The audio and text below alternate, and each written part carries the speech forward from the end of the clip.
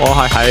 University of Gothenburg 嗰度係讀一個嘅 Media and Communication 嘅。咁佢呢間學校主要特色，我覺得係好多俾你實踐嘅機會，可以咁樣講。頭2年可能會比較側重於一個理論方面嘅 theory 方面嘅東西啦，但係後邊2年係好多實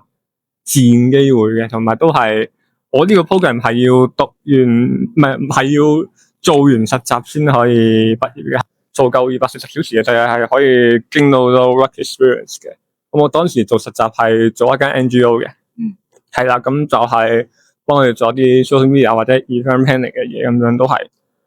有一樣有趣嘅嘢，就係我本身學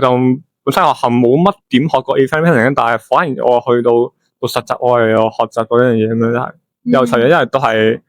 我本身係比較偏向，即係我嗰個 specialization 係digital marketing 嘅 social media management， 咁但係我即係佢就唔會話限死你，你例如你 year 3你選咗你呢個科，你就要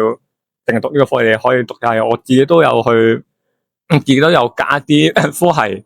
我有讀呢個 video production 啦，跟住同埋我實習都有學到 event planning 嘅嘢，所以我覺得係幾唔錯，係可以咩都學到啲咁樣咯。